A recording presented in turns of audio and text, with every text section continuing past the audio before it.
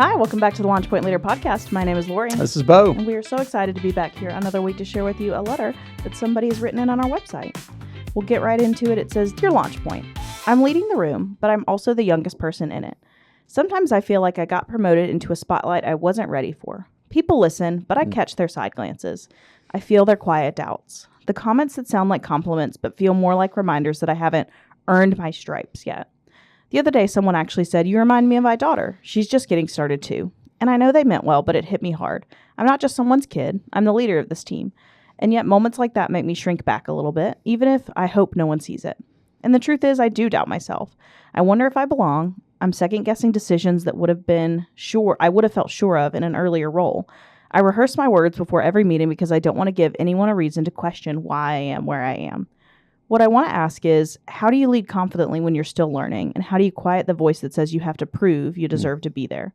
Because I want to lead well, but I also want to believe I belong without having to apologize for my age or experience. Signed, Early and Evolving. Yeah, this is great. I connect with this to a degree. I know it might be a surprise to most of our listeners and probably even to you, Lori, but I am into my 40s now. It's and I know I still look like I'm 25. I thought you wrote this. Yeah, this is me actually. Yeah, surprise. But there was a time in which I took on higher leadership roles at a very, very early age, one without a college degree, and then actually became the owner-operator of our first business at 22. And I would have customers, team members as well, but customers come in and go, I want to talk to the owner. And it's like, that's me. You're talking to him. And they're like, no, I'm serious. No, the owner Let of me the talk to your restaurant. dad, right? Let me talk to your dad. And I'm like, you can talk to my dad. But it's not going to do you much good because he's several states away and he runs an entirely different kind of business. So, I get this whole thing of, man, I feel young and I feel like I might not be ready, but boy, I feel like I can do it, but I don't know what I'm doing just yet. And it's what I would tell you is like, that's a really awesome place to be, even though it doesn't feel like it in the moment, because someone's seen the possibility in you. They've seen the potential in you, and you've just got to grow into that potential. And I think the biggest pieces of advice that I try to give young leaders that are taking on a role that they might not feel ready for yet is, I don't think I've ever taken on a role, even in my, 40s now, that I was ready for. I really don't. I think you're never fully ready to take on the role that's next for you, but you have to have the confidence in your potential and the confidence in your past results and your past relationships that will give you the base that you can stand on to really go and perform well in the role that you're going into, or that might be next for you.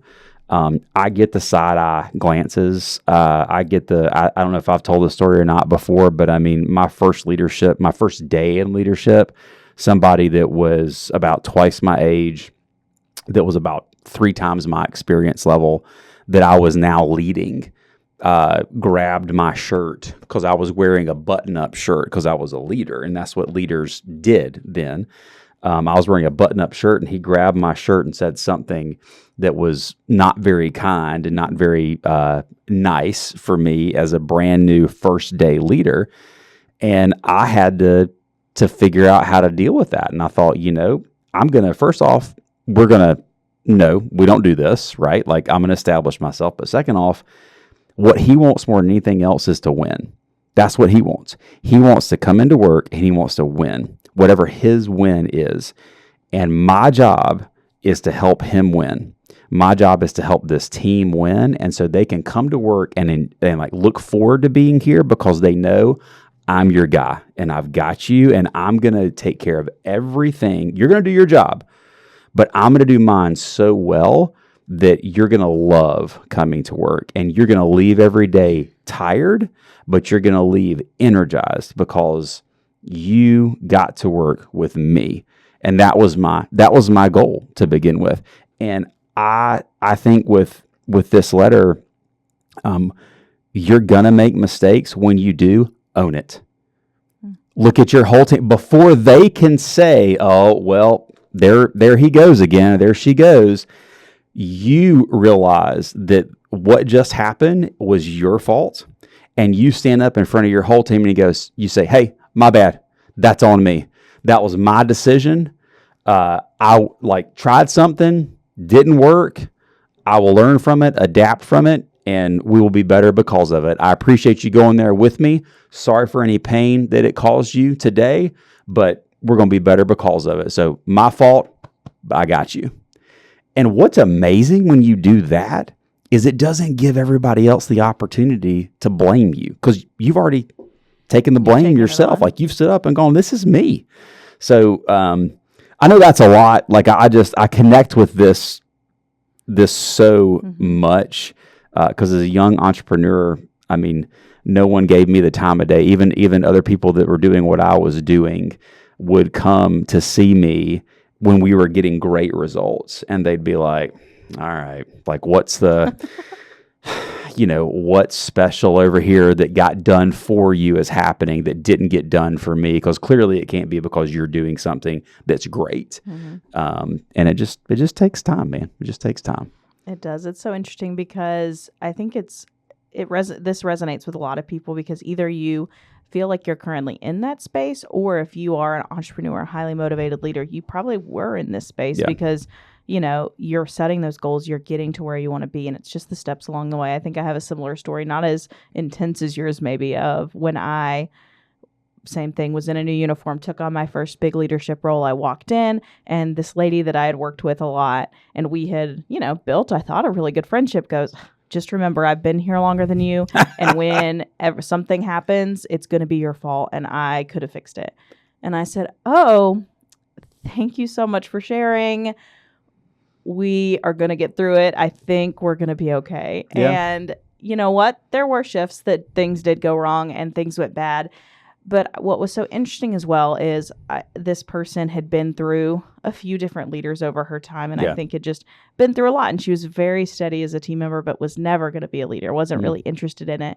And she'd kind of hardened herself a little bit to new people coming in and new ideas and things changing all the time, when she just wanted to come in. And I think what you said earlier is the key of it. Like, winning for her was coming in, doing what she knew how to do, working hard, going home. Yep. And she was worried that every time a new leader comes in, it gets more stressful than that. It gets harder. And so there could be that element, that too. But the cool thing is, flash forward 2 months from then, there was none of that attitude. We had a great working relationship again.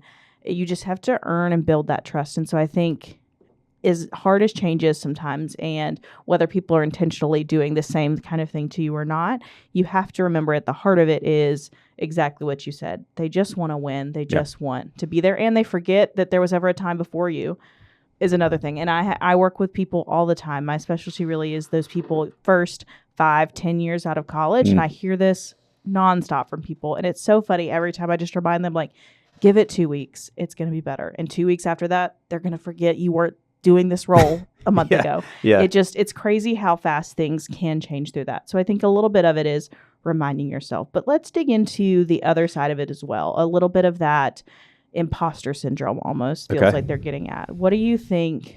What do you tell someone that's doing that? As someone who maybe has lived through it, maybe you never struggled with that. Congratulations. Yeah. No, definitely struggle with it. I think probably everybody does. That's a leader to a degree. But I think, and maybe this kind of answers your question, one of the first things that they said in their letter was, I got promoted into a spotlight I wasn't ready for.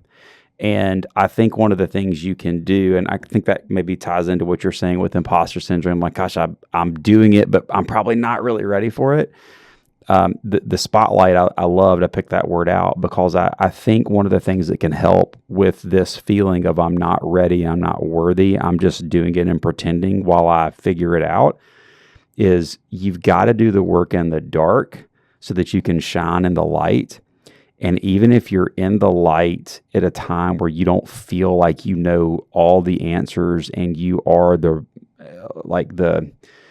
big L leader that you know you need to be, the thing that's going to close that gap is the work that you're doing when no one else is watching, the work that you're doing on yourself, the work that you're doing in the business, not in the business, on the business that no one else sees. That's what's going to help you be able to shine in the light when that light continues to hit you every single day when you show up and your team's all around you. So yeah, I'm suggesting one of the ways to get to the point where you feel competent in your role and not an imposter is it's going to take additional work outside of your day-to-day responsibilities to better equip and prepare you to be a better leader in your day-to-day responsibilities for the people that you lead. Absolutely. I think that's so important. And what you said, like, do the work in the dark so that you can shine in the light.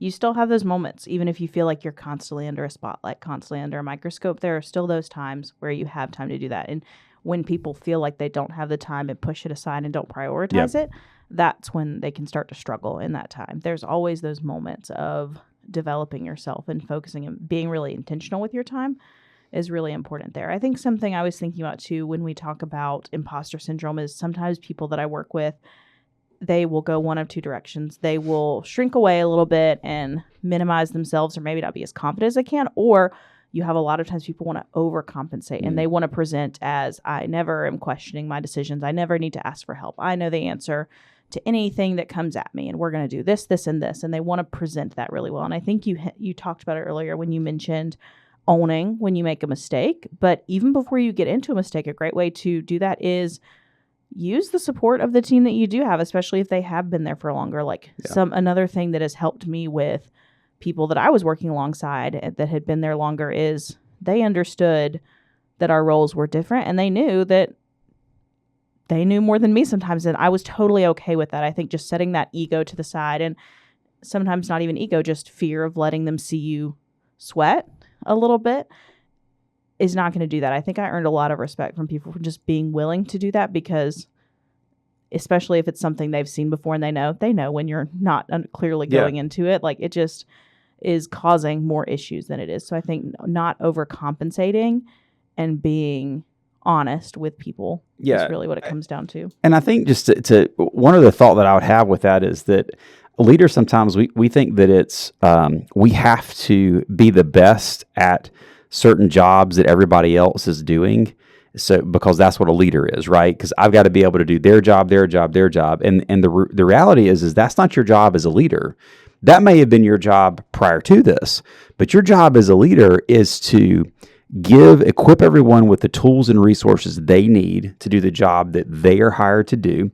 It's to then organize them in such a way, cast the vision in such a compelling way, and help them navigate how to get from here to there. Because leaders take people from where they are to where they otherwise wouldn't or couldn't go on their own. That's your job as a leader.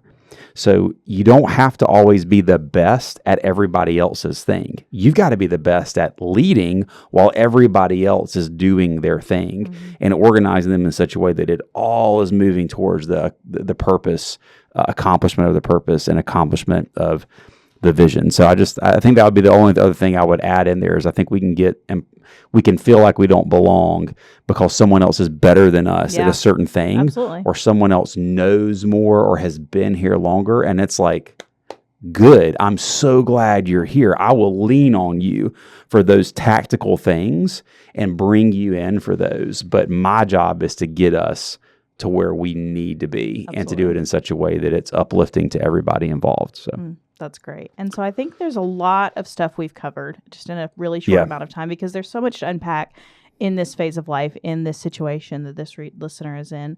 But it really comes down to their main questions. How do you lead confident when you're still learning? And how do you quiet the voice that says you don't deserve to be here? If you were giving them 1 to 2 things that they need to start with that can help them on the right path, what would those 2 like bullet points at the end be? Yeah, I do the work in the dark so you're good to go in the light.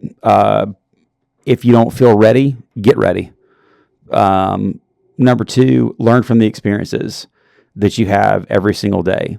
And don't just go home at the end of the day. Don't just go home tired and emotionally or mentally exhausted. Go home and go, all right, what did I learn today? And how can I use what happened today, good or bad, to make me a better leader of people and a better leader for the organization? So I think those are probably 2 things that I would say to start off with. What was the second part of your question? I'm sorry. how do you quiet the voice that says you have to prove to deserve you're in the spot you are? Well, I mean, I think you do to a degree, right? So I don't think you can deny that, but you've already proven who you are to get to this point. So maybe the first point is like, don't forget that. Don't forget what got you here. And what got you here won't necessarily get you there, but take heart in knowing that what got you to this point, people saw something inside of you. But to quiet the voice, I think the confidence is going to come from what the first two ideas were, I think, is doing that hard work and learning from your experiences and helping your people win. That's where the confidence is going to come from. And that's where the voice is going to stop being as loud. But I mean, I'll tell you, I've done one particular role for almost 20 years now. And I still daily have to deal with that voice in my head that I dealt with at 22 and that I'm dealing with at not 22. And a little later. Yeah. And I think there's a little bit of health in that. Like I think that's a little bit of a check to go, hey, like you've done this for a long time. You've been really successful at it, but like, are you really doing the best you can? Is it good enough? What's good enough? What's better look like? And it's like, that's that internal struggle that I don't think leaders ever completely make it quiet and go away. You just have to learn how to manage it and turning the dial to the appropriate. Yeah, I think that's a fair point. It's like I'm not letting it overwhelm me and I'm not paying too much attention to it, but I'm also going, okay, what's reality? Yeah. And am I really doing everything that I need to be doing to help people get from point A to point B and give them a better future? And so I think there's some health in that too. So if you ever get crippled by it, figure out what those like storylines are in your head, do a whiteboard session or a yellow legal pad session, get it all out. And a lot of times that'll help you feel so much better and figure out why you're feeling that way in the first place. That's great. I think those are good, tangible things they can start with for a lot of intangible feelings and a place that you're in. But I think an important journey and a lot of thing that most people, I think, look back kind of fondly on this time. I think you'll remember some funny experiences, some good learning moments. But I think it is true that as long as you are motivated and continuing to grow, you're never going to feel ready when you take that next step. And I think that's okay. I think it'd be a red flag if you felt too ready for something. You're supposed that nervousness is what fuels you to actually achieve and do well. Yeah, it is. You got to have confidence without arrogance, even if your confidence isn't like founded in, everything that's going on and exactly what you should be doing. Yeah. But yeah, you're going to have a little bit of confidence even when you don't really know everything. So, absolutely. Yeah. Early and evolving. Thank you so much for writing this letter in. I think it was a really important message, not just for yourself, but I hope for a lot of people listening that you really it's an important phase that either people are currently in or they've been through in the past, and how to overcome those with some really tangible steps. If you or someone out there wants to write in again, we'd love to hear from you on our website, launchpointleader.com. And thank you so much. We'll see you next week. Thank you.